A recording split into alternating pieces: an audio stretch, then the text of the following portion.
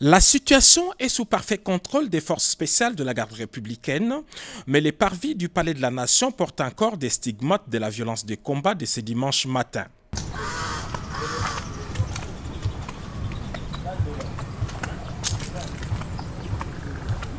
Selon les informations que nous avons recueillies sur place, les commandos avaient organisé son attaque en deux groupes.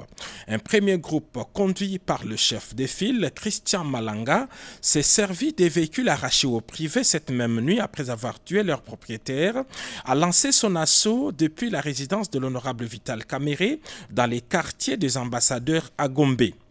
Équipés des drones et autres armes automatiques, ils sont arrivés par ces minibus Esprit de Vie et attaquaient immédiatement la résidence. Après une forte résistance et l'arrivée du renfort, les groupes des sieurs Christian Malanga a pris la direction du Palais de la Nation, se servant même de la Jeep escorte de la police affectée chez Vital Kamerhe et dont les conducteurs avaient été préalablement neutralisés. L'escorte criminelle a foncé la barrière du Palais de la Nation dans l'objectif de faire jonction avec un autre groupe de assaillants et mercenaires étrangers prépositionnés dans les marécages et le long du fleuve.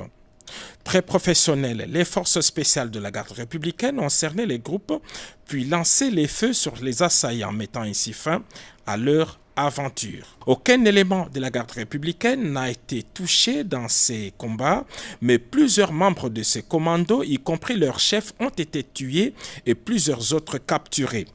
Ainsi qu'on peut le constater dans ces images tournées par les forces de défense et de sécurité au moment des combats, ces hommes lourdement armés étaient enfouis dans les marécages le long du fleuve au Palais de la Nation. Au moment de notre tournage, le nettoyage s'est poursuivi encore le long du fleuve. C'est en ce moment que ce militaire déguisé en fou a été capturé. Il détient plusieurs documents attestant qu'il fait partie des corps habillés. Et c'est à cet endroit que Sieur Christian Malanga, non autrement identifié, a été tué par nos forces de défense et de sécurité qui le poursuivaient alors qu'il tentait de joindre un groupe important dissimulé dans la boue ici au bord du fleuve Congo. Il tentait donc de traverser sous d'autres cieux. Un homme identifié comme un citoyen américain a même été appréhendé au milieu du fleuve alors qu'il tentait de traverser ces 7 km à la nage.